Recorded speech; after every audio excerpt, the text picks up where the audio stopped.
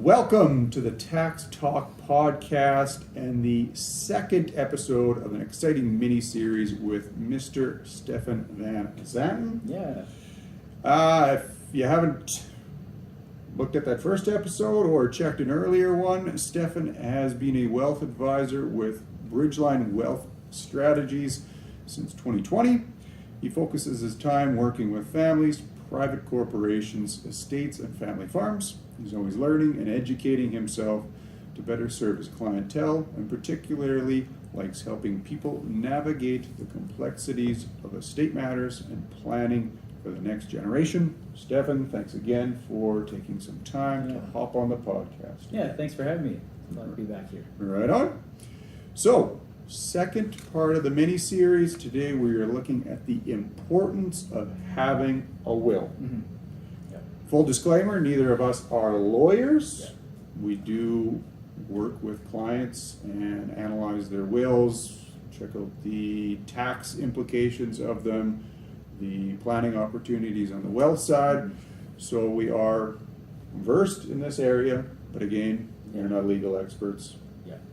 Contact your lawyer should you have specific legal questions. And if you don't have a lawyer, we have someone we'd recommend. Maybe throw him in the show notes on the bottom. Sure. Yeah, he's a good guy. Mr. Caleb Henry Yeah. with Johnson, McManning, and Red Deer. He would be happy to help you with your estate or will needs. One lawyer that will visit the hospital to ensure that your will is up to date, signed before the worst can happen there. So, good guy to have on your team. He's helping me with some family matters at this point in time, and he's been great to have on my family side here recently. Yeah. So, appreciate all that he does. All right.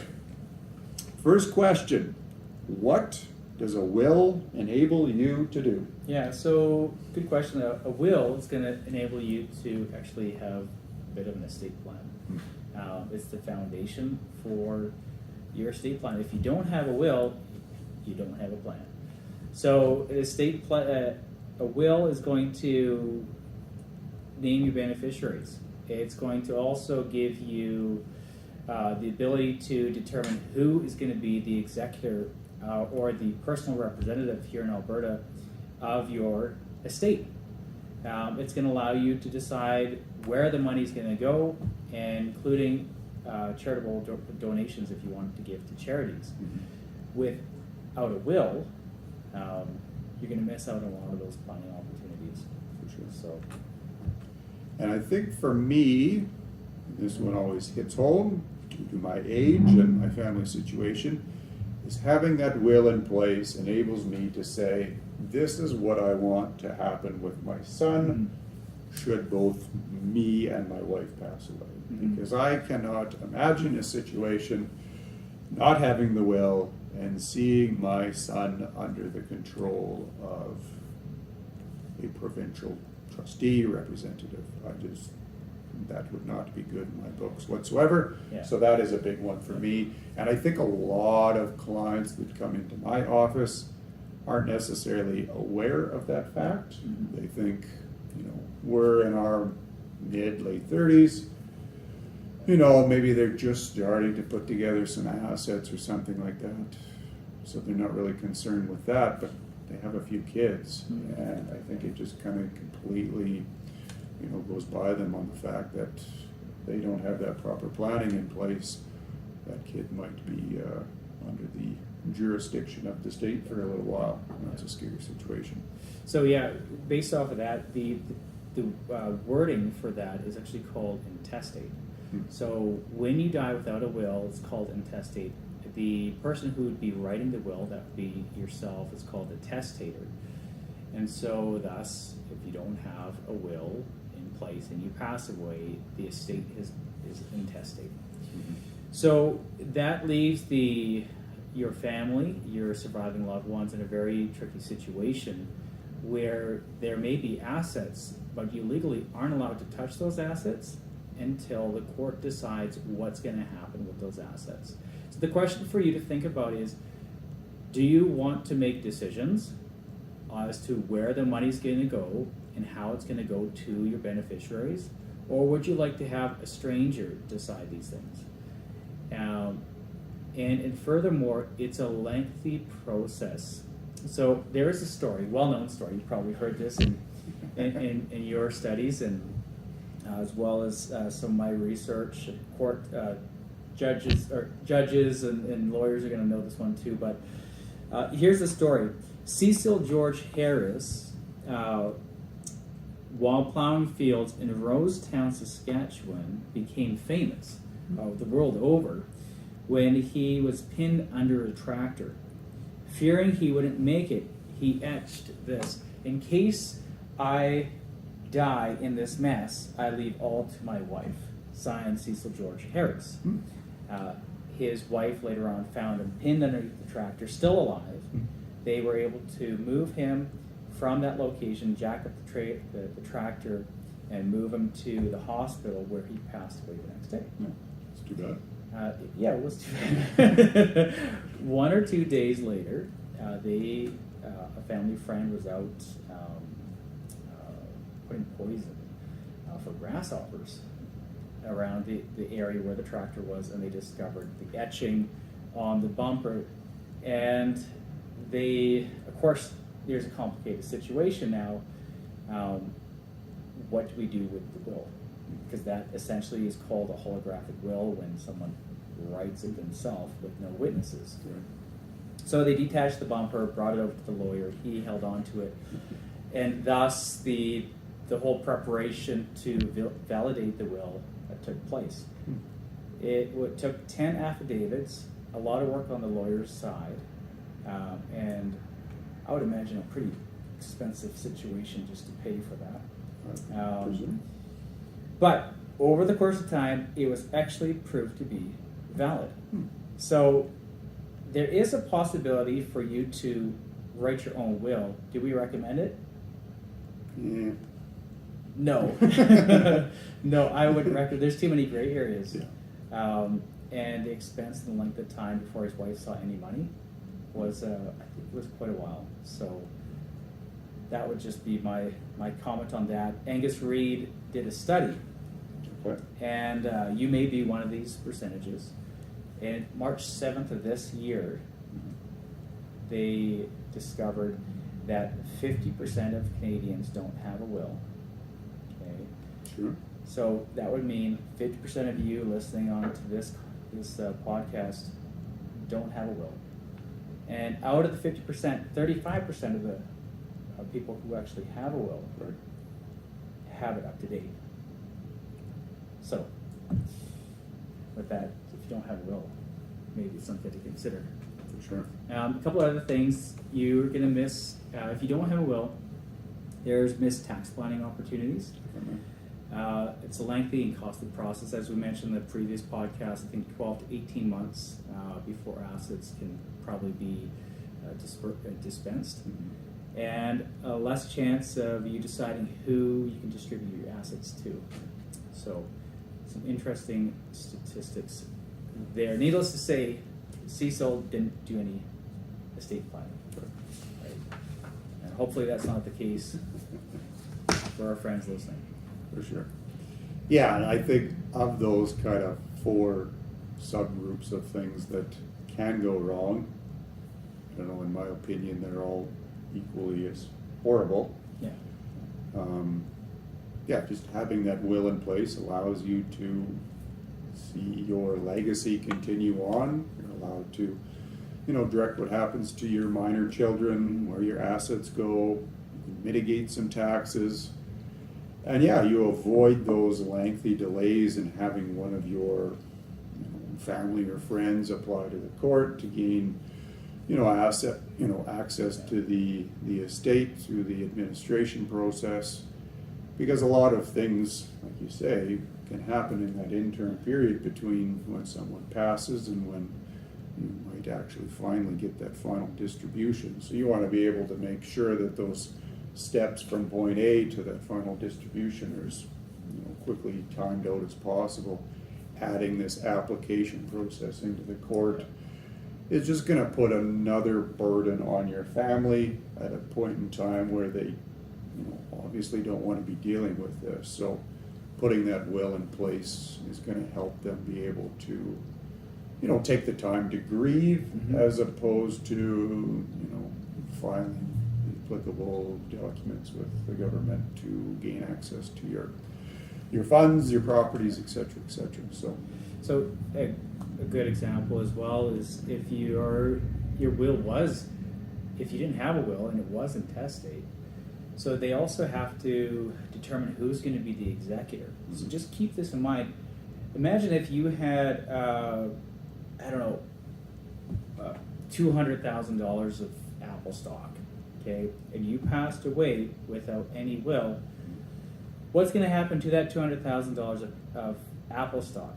It's going to sit there for however long it takes for the courts to decide who the executor is or the PRs is. Once that PR's finally got permission that they are granted authority to do something, they will then rifle through all the things that need to be dealt with. Hopefully they get over to the Apple stock, and by that time you've got market fluctuation.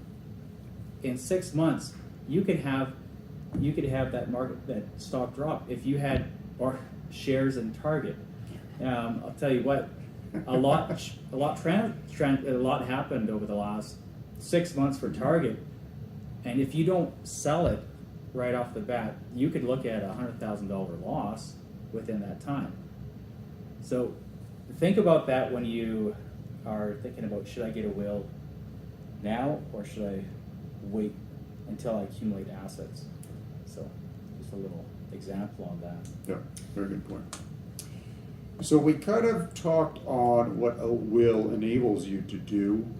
You briefly mentioned via your Saskatchewan tractor story on maybe how that will comes about. But I guess in more of a detailed description, what is a will? Yeah, okay, so a will is going to allow, I'll read this out, fulfill the intention of the testator to distribution of the estate. So it's going to help be something that helps people actually carry out their last wishes and testament after they've passed. So it's really important that that's going to be clear, and that's the reason why I would lean towards a lawyer as opposed to you doing it yourself. Allows for tax planning as well. So you can speak on that. Actually, have you seen any areas where you've seen that the will is taking into consideration certain assets that could have had some major tax ramifications? Yeah, I would like to say it doesn't happen often, but it happens more often than you'd like to see, I guess. People passing away without that will.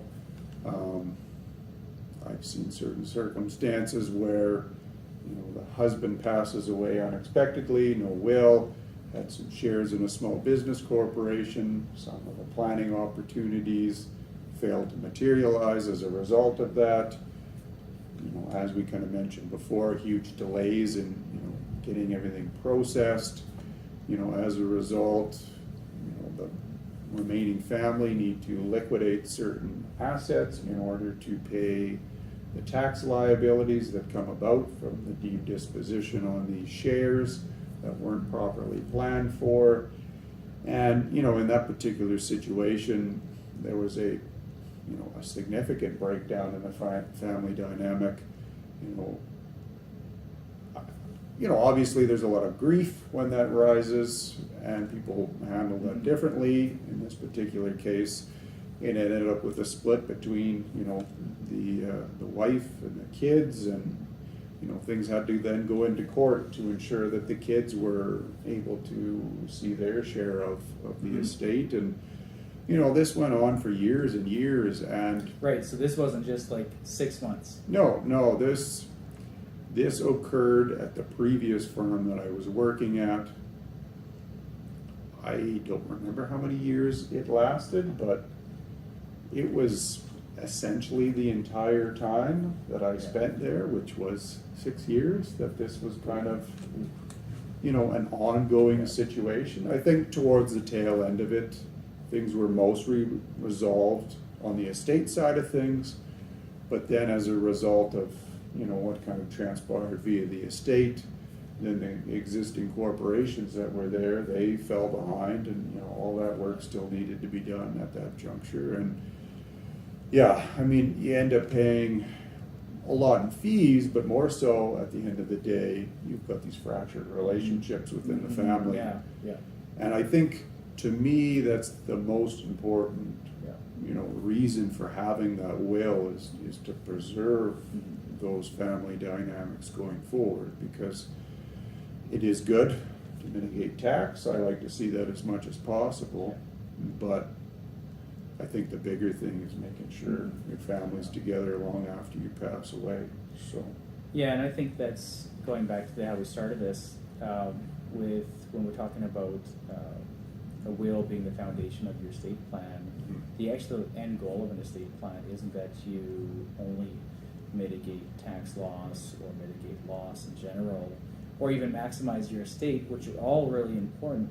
It's that you have that family legacy and you have that harmony, that it leads into your estate, and then after your estate has been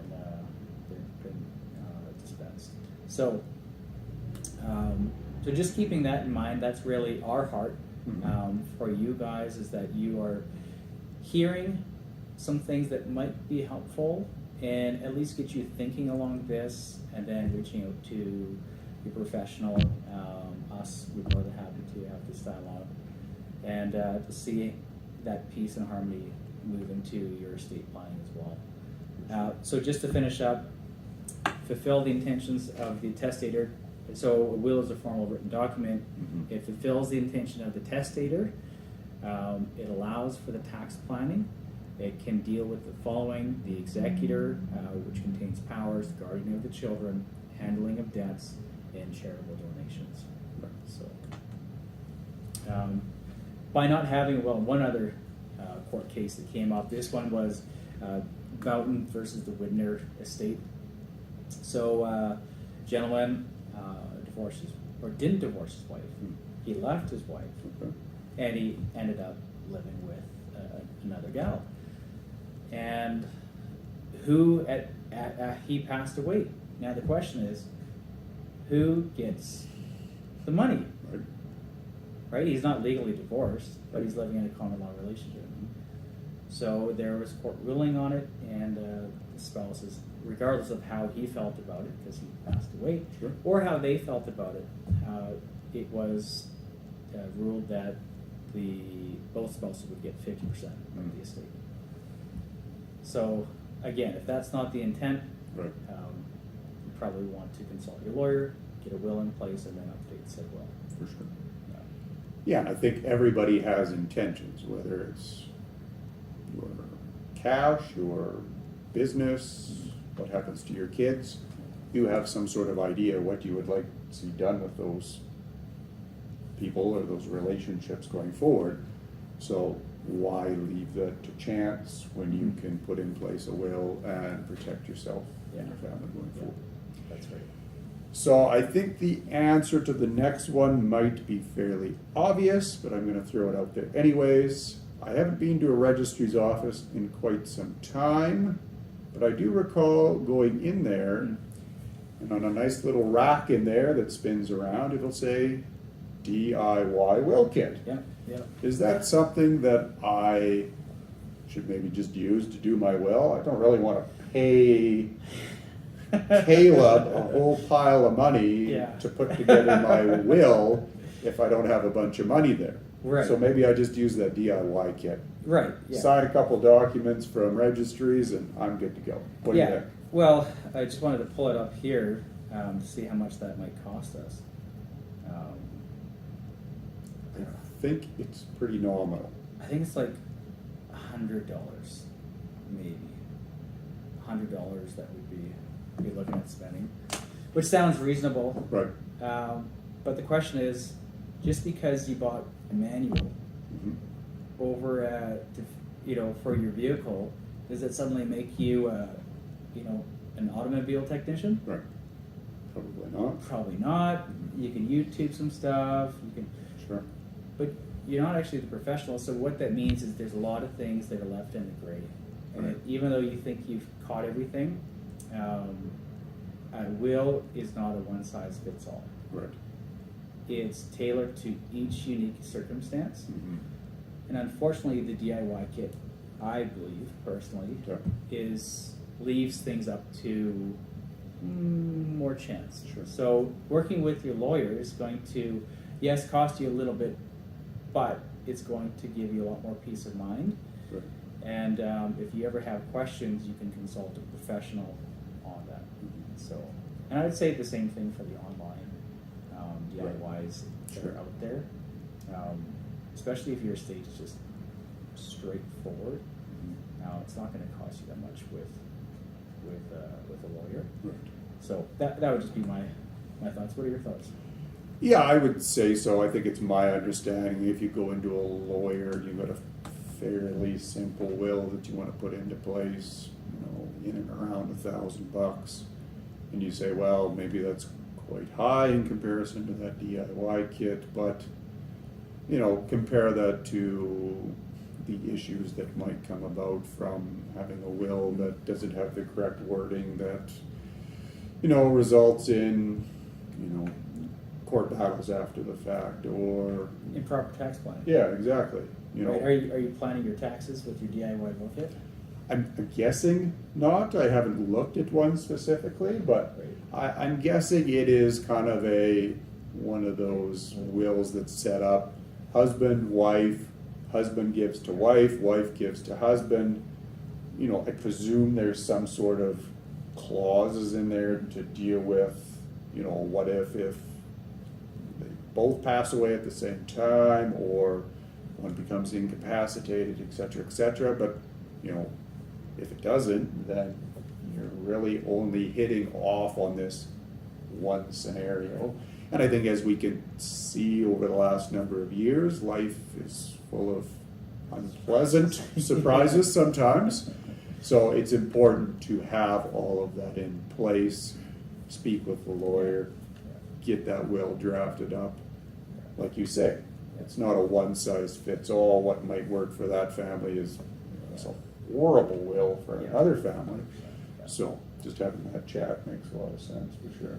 So, I tip my hat to the companies out there that have worked hard on the DIY stuff, and I'm presuming that they wouldn't be in business if they weren't actually Right. Working. Mm-hmm. However, there is the possibility that you are going to have that will potentially declared invalid by the Right. courts and not be approved. So there's a higher probability that working with a lawyer will actually fulfill your needs and be there. He'll be present when you need to update your will, Right. as you go through changes in life. So, which actually I think that it's quite Yeah, good here. yeah, I think that leads into the next Yeah. one fairly well. Yeah. When should I actually update my will? I mean, I don't want to be spending $1,000 every year to go and change this or that. That seems a bit excessive. I Yeah. don't want to give the lawyer more than he needs. So are there certain times in life that it would probably make sense that, hey, this is a big life event, maybe I should go and do something Yeah. about this? Yeah, so like when you're getting married, Mhm. when you're having a baby, when there's a change of beneficiary, or for instance, you find out that your PR is decided to get the travel bug and wants to go around the provinces and go live in Thailand. Maybe you want to change that. Right. Now, I would probably have I don't think it's going to cost that much to make a slight change on Sure. something. So it probably won't cost $1,000. It's probably just going to be a nominal fee to make a change. Sure. And then, I would say probably 3 to 5 years. Like we had kids, 3 kids, Mhm. and within 5 years. Okay. And so, hey, listen, that's a lot of changes. Yeah. So we should probably update that. But that was a period of our life, and then you move forward and things don't really change Right. too much. Yeah. So 3 to 5 years, I would say. Any major life changes. Right. Yeah, I think that's kind of a fair guideline to take into consideration. And, you know, I think it's important, like you say, on the 3 to 5 year as well, because sometimes maybe the planning that's being put into place at this particular time, maybe some rules change or something over the course of time. So it's then beneficial to have that review done and say, well, this planning worked back here, now it's maybe offside, or it's not going to lead to the intended, you know, outcome that we were looking for. Maybe we need to look at it again there. So, yeah. As with all planning, planning's not a I'm done in one day and I never have to deal with it again. Planning in conjunction with putting that will together, it's an ongoing thing that kind of lasts a lifetime. And by putting in a little bit of time ahead of time, you know, alleviate some of the headaches that your family might see down the road if you pass with a will that's, you know, 20 years out of date and doesn't account for any kids and doesn't have the bill, you know, the business considered in there, et cetera, et cetera. So, important factors. Yeah, just have, you know, like any successful individual, you're not just going to leave your legal documents to one side and not touch them for 15 years. You should be cycling that, if not on an annual basis, you should be looking at that, making plans in your calendar that you are looking at for 5 years on this to make sure everything's up to date. And if you do it right, it's like working with a bookkeeper, I would say, as opposed to waiting till year end to file all your taxes and doing up all your receipts. You like that, right? Generally speaking, yeah, that's kind of nice. Yeah, being organized helps you, helps the family, helps everybody involved, so for sure. All right, what is a power of attorney? Power of attorney is, you can also see it, you know, POA. And it is someone who you've given the power to make financial decisions on your behalf. Right. There's also it's called a personal directive, and the personal directive is someone who you've given the ability to make you know, health decisions, personal decisions on your behalf. So that those two things often times come up when you're doing your will. And if you lose soundness of mind, that personal directive does kick in, so that your well-being is taken care of and considered by another person, of course, that you deem fit to take care of your person. Yeah. Totally makes sense.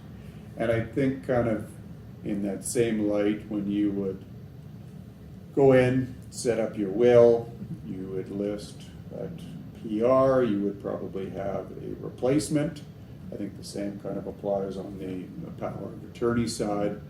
You know, you want to have one person there, but also a backup, because, you know, when you put these things into place, presuming that so-and-so can help you out, things can change between the time of signature and when it actually comes into force, and you want to make sure that you have some options there so you're not kind of left in the lurch and you don't have the proper representation there for you. And I think, like we kind of mentioned in that first episode when we were looking at just kind of the overall duties of that estate administrator, you're wanting to find someone that can take on that PR role, that is trustworthy, that is knowledgeable, et cetera, et cetera. You want to find people that can land into these power of attorney roles that have similar kind of qualities.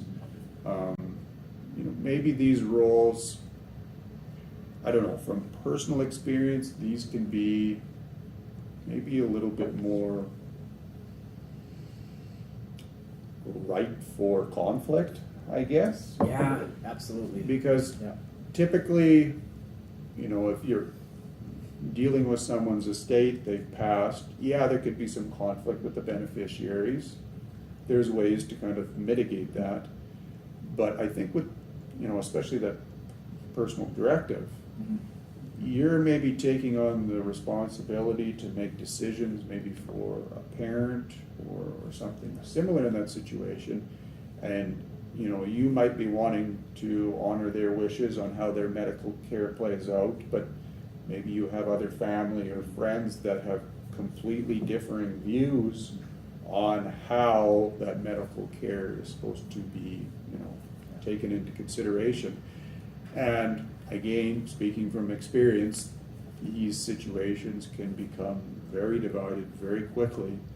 And it's tough because I think going into that, you always think you're appointing the right person, and maybe there really isn't a way to avoid some of these circumstances because they just are situations that are just ripe for conflict.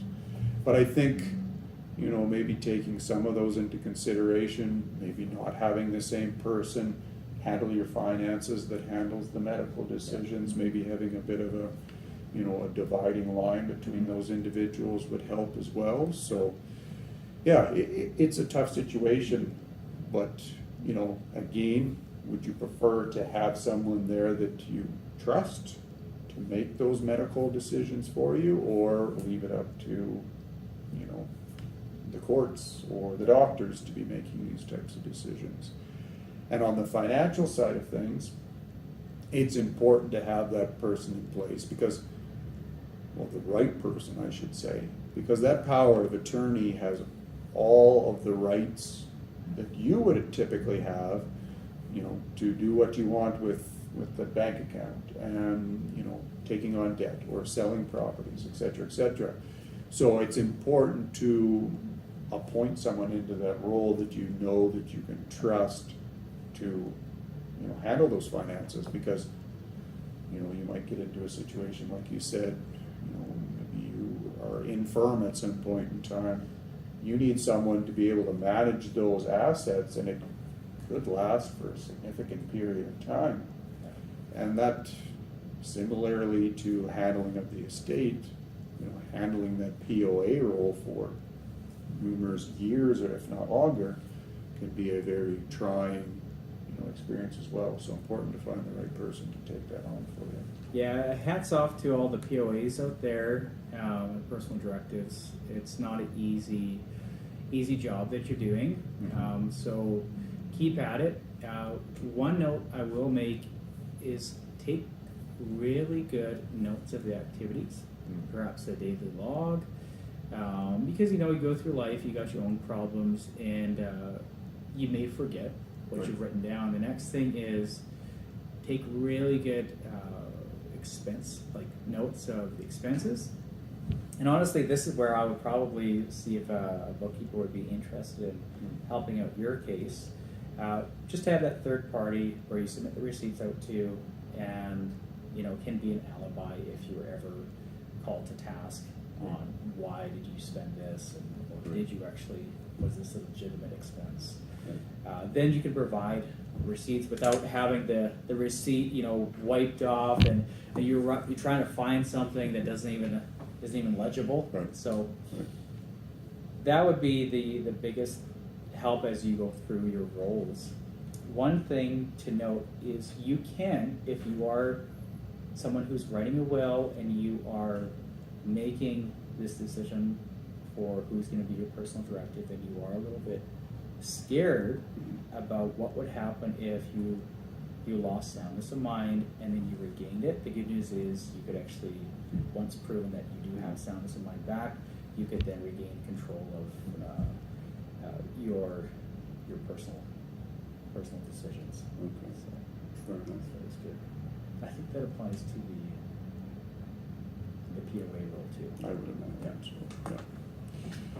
All right, next one is a big one, I think, that comes up for a lot of people. I think it's maybe a bit misunderstood, maybe gets more attention overall than maybe it needs to, especially in the province of Alberta, but something that I think needs to be discussed, and that is, what is probate? Yeah. So probate is it confirms the validity of a will, Mhm. confirms who the executor on the will is. It also confirms it's a matter of public record. Right. So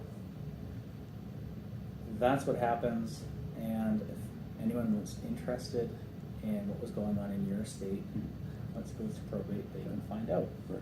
It doesn't matter who. So if you want to keep things private, there are ways, but when it does go to probate, that is open to public record. Gotcha. Yeah. So in Alberta, are there specific fees associated with getting your will probated? Yeah, it's actually nominal. Oh, okay. So the probate fee, Mhm. just the fee, is I think $565, $525 for a maximum of $250,000. Gotcha. And BC, for instance, it's 1.4%, Right. beginning at $50,000 worth of assets. So you can imagine that could be expensive. Right. And there's a couple other provinces that are Yes. more expensive, so it does vary by province. So not too bad, but keep in mind, now that it's gone into probate, there's a couple other fees that are attached to that. One of those would be executor fees. Mhm. So an executor can do about 3 to 4%, up to 250,000, and then from there, there's a staggered, a laddering cost. Right. They may, and for corp executors, it's up to 5%. Yep. Yep. They're not cheap. Not cheap, because of course they're dealing with a lot more. Right. Now, whether or not they decide they're going to charge the estate that is up to them. Mhm. But I would definitely have conversations with the named PR or executor. Right. And then the last part is just the legal fees and accounting fees that would go into probating the will. Mhm. And if you need to do extra legwork as a professional, Right. what would that entail? For sure. And then the last thing is time, like how long is it going to take? Mhm. And I know we've been saying this, but 12 to 18 months it could take Yep. for that will to go to probate, and then for the estate to actually be emptied of all assets with all debts paid. Right. So, So yeah, I think as far as the tax planning side of things, in Alberta, based on the nominal fees that you're paying, there's really no concern planning for that particular thing. Whereas if your estate or a portion of it is going to be held up within BC, I know Ontario has a Yeah. probate fee as well that's quite high. You know, if you have, you know, a cottage or something out there, but you reside in Alberta, you know, those probate fees are going to apply into those jurisdictions.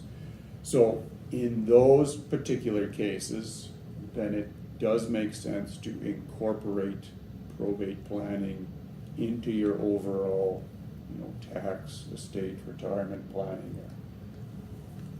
But it is always important to not make these probate planning decisions in a silo. Reason being is, you know, you can find yourself in a lot of negative situations that you would otherwise not expect by making these kind of one-off probate decisions. So, you know, say for instance, you hold that cottage in BC by yourself, you want to avoid probate. You go and put on one or maybe multiple of your children onto title. Maybe you, as a result, give up, you know, at least 50% of the interest in that cottage. You know, there's a number of things on the tax side.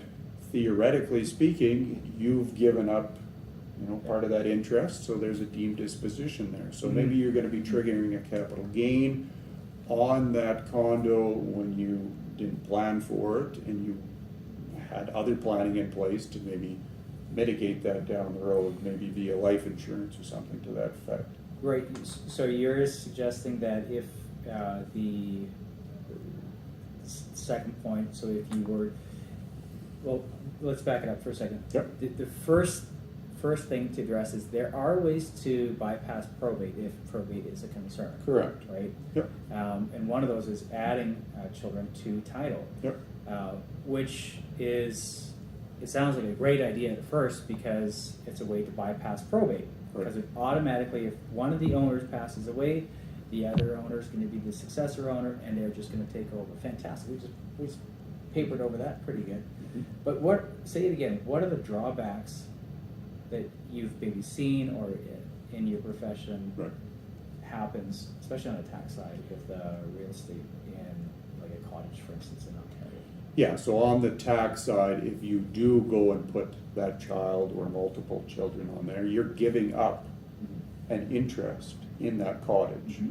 So you, technically, for CRA's purposes, you have a deemed disposition that you need to record on that tax return in the year that you switch that title over. You probably were not aware of that, you probably weren't planning for it. It might bring about a significant tax bill when you do not want it, and it might result in you having to maybe liquidate that asset or other assets in order to pay for that tax liability. That's just kind of on the tax side. Then there's a whole number of other issues that can creep up as well. You know, on the creditor side, maybe you put kids onto the title. Maybe they have some credit issues themselves via whatever the case might be. Now you've exposed that cabin to their creditors. Another thing that might crop up is if you put them on title, maybe things aren't worded correctly in your will to accommodate for this new change in ownership. Maybe that cottage then just directly transfers to one child, and one or two other kids are left out of the estate as a result of that. Yeah. You've also got to take into consideration putting that child on title. That could result in maybe down the road, if they have a marital issue, maybe that cottage ends up going to the wrong place after you pass away, and you know, it doesn't stay in the family as a result. So that's why I'm saying there's nothing wrong with probate planning, but I would highly advise against probate planning in just a silo. Because just making those simple little changes that you think are going to help avoid maybe some fees could translate into a pile of taxes. Or avoiding that privacy concern, like you mentioned before, generates this huge creditor liability issue. The holistic thing is the way to go to make sure you're not missing out on something. So that's proper estate planning, right? When you're looking at not just one area, but how that's going to affect all the other areas as well, and then taking into all those into consideration. One other note to mention, new ruling on the courts, it's starting to come up. It's called presumption. Is that the individual, the child, who shares ownership of the joint asset with the original owner is really holding in trust for the original owner and does not receive the asset on the original owner's death. So in essence, what the courts are now beginning to look at, according to the research, is they want you to, the joint owner who has survived the deceased, they want you to prove evidence and rebut the fact that the owner didn't want to give it to you or did want to give it to you. So that's just another drawback for the joint ownership. And when we talk about divorce, remember, typically divorce is going to be all assets divided equally according to the court's ruling. And so that means whatever they share, a joint agreement, that's going to be divided as well. And you, of course, when you're wanting to make decisions and you have shared interest, you can't make any decisions without the other's approval. So Right. it does tie your hands a little bit. Sure. Yeah. So now that we've kind of established what probate is, maybe some quote-unquote horror stories if you go planning in that silo, what are some ways to avoid probate? We mentioned adding that child on to title with that joint, name and the right of survivorship. That's one way to go about it. Are there other ways to maybe deal with assets that aren't real property? Yeah, so you can bypass probate, for instance, with registered plans like an RSP, TFSA, because they have a listed beneficiary. Right. So you can bypass probate, as well as pensions. Right. Group RSPs, if you have that. One thing that I actually find is that, especially with group RSPs, people forget to list beneficiaries. Right. So that's just going to go, if you don't have listed beneficiaries, it's just going to go into the estate. Right. The drawback, one of the drawbacks that I find is it's sometimes tough to do proper planning Sure. around that. The other thing is the money goes to your beneficiary, and if your beneficiary is a minor, the moment that they become of majority, it's age 18, they now have that money and they can do whatever they want with it. Now, I don't think that's proper planning. I think that can create some pretty big issues, especially if you're handing $100,000 over to your teenager and saying, probably not a good idea. you know, and saying, be safe with it, don't Yeah. do anything dumb. Right. Well, I remember how I was when I was a teenager. A little sketchy? Very sketchy. 18. That would not have been good for me. For sure. So proper estate planning with a will help you to properly take that into consideration. For sure. So, Oh, that's good. yeah, the other way that you can bypass probate is use of a trust. Mm-hmm. And use of a trust is a great idea. It can help, especially when you don't trust that they're going to take care of the money well. Right. The lawyer would help set that up. And of course, if you have enough assets, then you'd want to do that. Then, of course, give our friend a call. But you also want to have enough assets because it's going to be a bit costly. Right. And you're not necessarily avoiding tax, you're just delaying it. Your thoughts on the trust? Yeah, I think it's a good mechanism depending on the situation, depending on the wealth that's being accumulated there. Like you mentioned, you can use some of these tax mechanisms. Maybe you have some small business shares. You want those to go a certain way. Mm-hmm. You can avoid probate on certain assets, whereas maybe you've got a chunk of land that does have to go through probate. So maybe you set up multiple wills to kind of affect the transfer of the property and then the transfer of those shares into potentially that trust to hold for that minor beneficiary until they're able to take control of that or whatever the case might be. So yeah, as with all planning, just because it's a complex and expensive plan doesn't necessarily mean it's the best plan for you.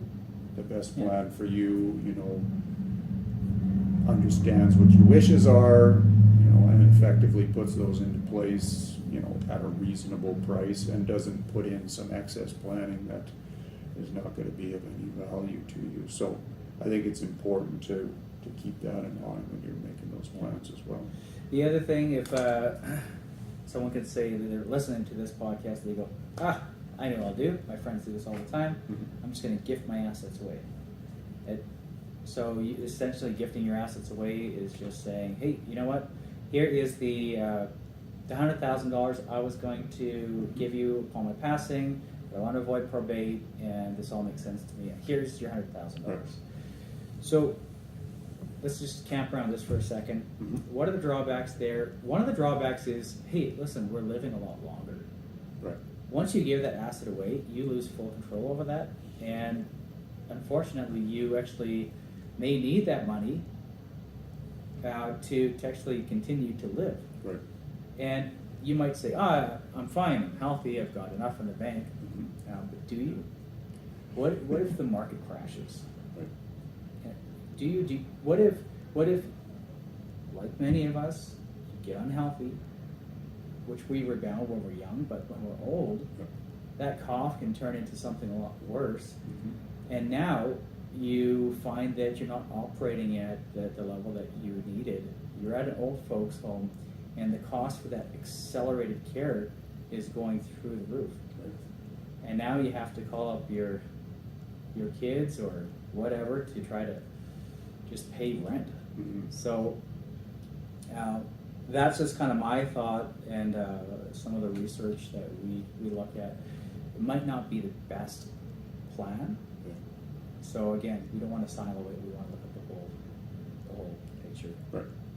And keeping in mind too that if you are quote unquote gifting things, CRA takes a different view on that too.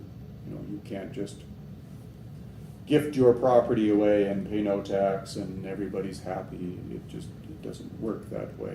You know, typically that gift results in that deemed disposition at fair market value, and then you are saddled with a tax liability that you might not have anticipated or planned for, and it can make things difficult. So it's important, again, not to just let's silo that, let's silo this, let's look at the whole thing and say, this is what I want to see what happen when I pass away. How can I do this to preserve my family relationships, mitigate tax as best as possible, and keep control of my assets as long as I possibly can, because I want to enjoy the fruits of my labor and not be stuck in a home with no dollars to pay for that additional ice cream or something. Yeah. So yeah, you don't want to work your No. whole life just to sit in a home and not afford ice cream. no, that's no good. It's no good. Okay, so we talked about a couple things like, what some of the bad things that can happen. Mhm. I think maybe it'd be nice to hear for our listeners just to hear what are some of the good things that can happen, and maybe some positives on planning around estate planning. So, two things that, of course, we deal with Sure. is that can help you. One would be segregated funds. Okay. So they act like a mutual fund, but what they can do is they can bypass probate, particularly on the non-registered side. This is something that you should strongly consider. Is you can add listed beneficiaries on there. You can bypass probate. You can have it done effectively.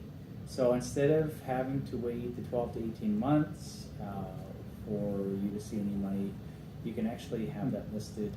And as long as the paperwork's in and it's processed correctly, it could be about 2 weeks.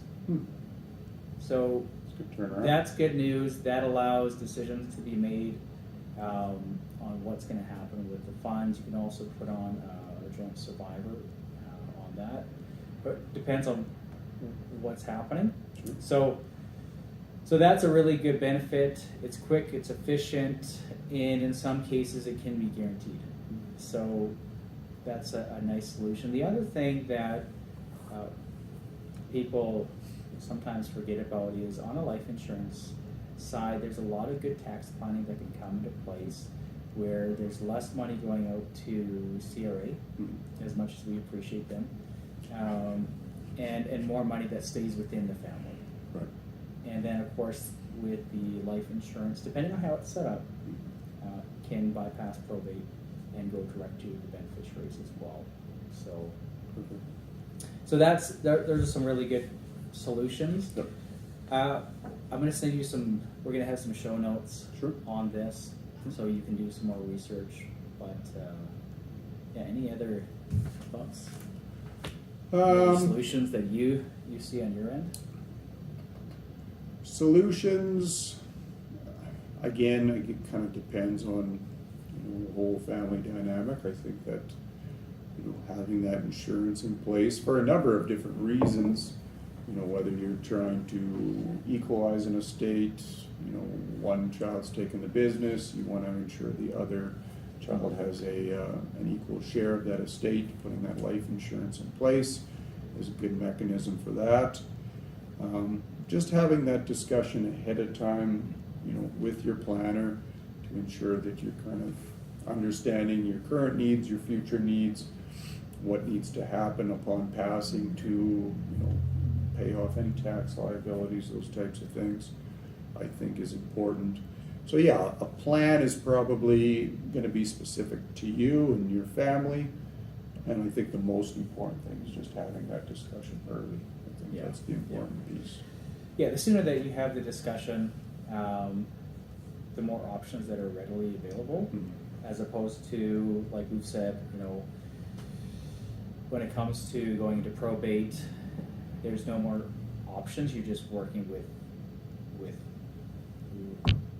the cards that have fallen. Right.